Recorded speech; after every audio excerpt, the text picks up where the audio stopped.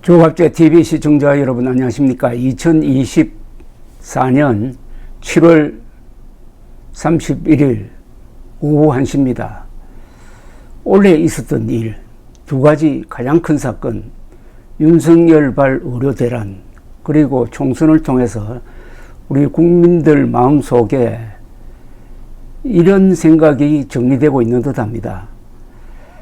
민주당으로 대표되는 종북 좌익 세력도 문제지만은 윤석열 한동훈으로 대표되는 특수부 검사들의 별건 수사식 국정 운영도 문제다. 그래서 앞으로 대통령을 뽑을 때는 종북 운동권 출신은 안 된다. 그리고 특수부 검사 출신은 안 된다. 하는 게 어떻게 보면은 국민적 합의로서 정착되지 않을까 하는 생각이 듭니다.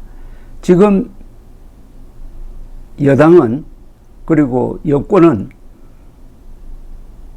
특수부 검사 1 윤석열, 특수부 검사 2 한동훈 이렇게 지금 정렬이 되었습니다. 이게 과연 국민들의 눈높이에 맞느냐 하는 걸 제가 물어보고 싶습니다. 국민 눈높이를 제가 한번 써먹어야 되겠군요. 한동훈 씨가 말하는 국민의 눈높이는 그게 몇 미터 몇 센치인지를 모르겠습니다.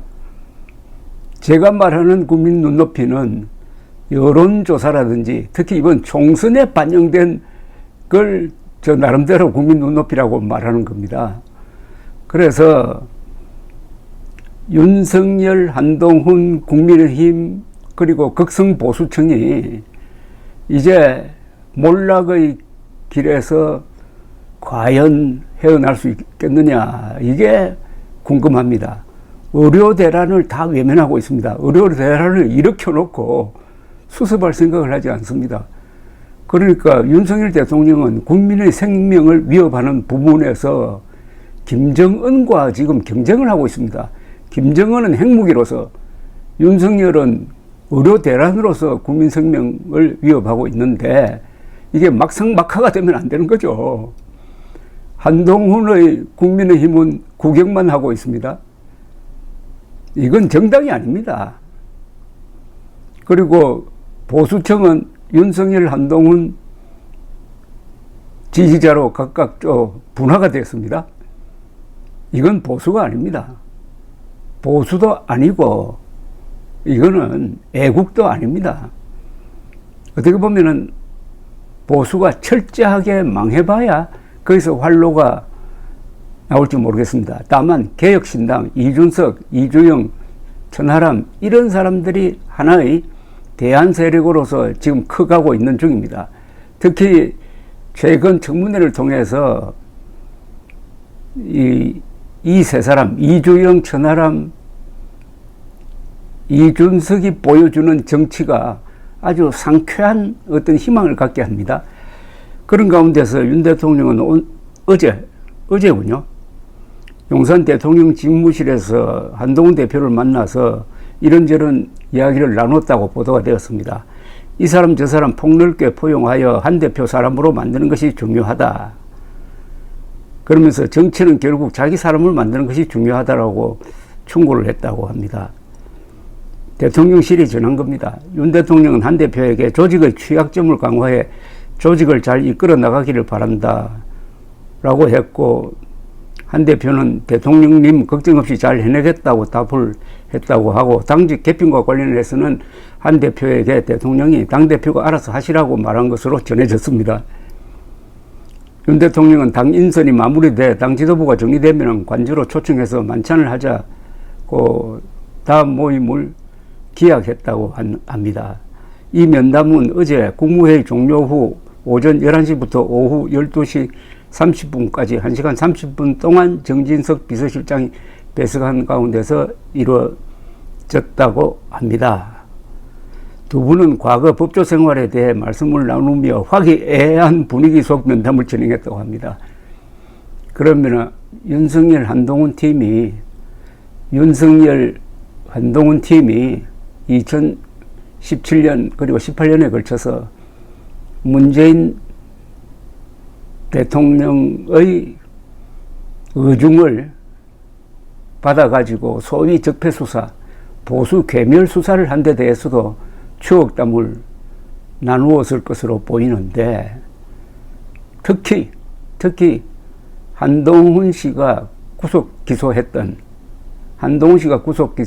양승태 전 대법원장이 47개 혐의에 대해서 무죄를 받았는데도 1심에서 검찰이 항소를 한 사건, 여기에 대해서 두 사람이 다 입을 닫고 있는데, 이걸 화제로 삼아가지고 우리가 참 너무했다라고 반성을 했는지 그게 궁금합니다. 그리고 같은 선상에서 이재용 삼성전자 회장에 대해서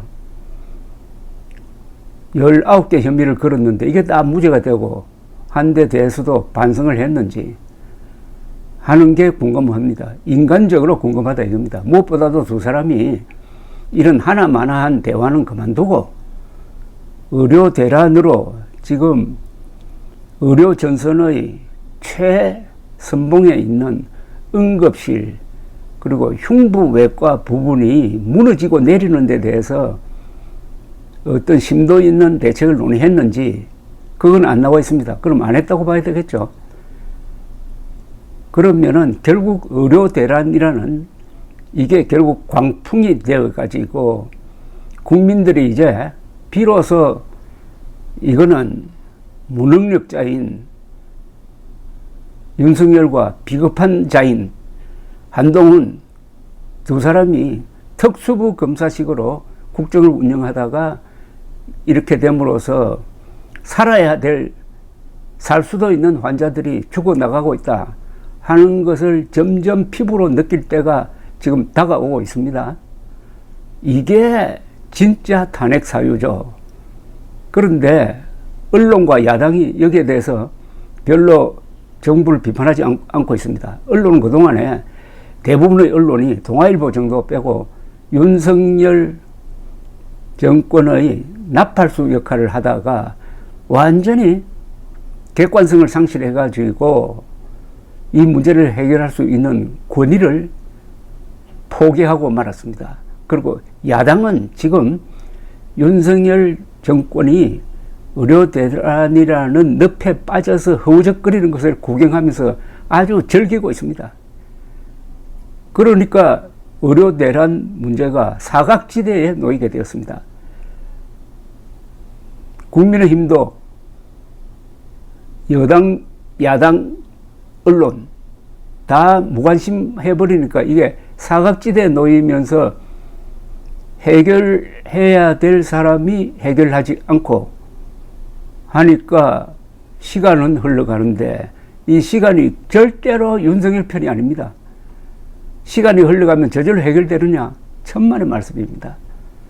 이게 한 달, 두 달 이렇게 진행될수록 윤석열은 결국은 헤어날 수 없는 늪에서 허우적대다가 정치적으로 생명이 끝나든지 하게 될 것입니다. 국민 생명을 가지고 도박을 한 사람은 반드시 그 대가를 치러야 합니다. 어디 경쟁할 데가 없어가지고 개혁 경쟁을 하려면은 저 위대한 개혁자 이승만, 박정희와 개혁 경쟁을 해야지 국민 생명 축내는 경쟁을 김정은과 하면은 역사가 용서를 하겠습니까? 국민이 용서하겠습니까? 감사합니다.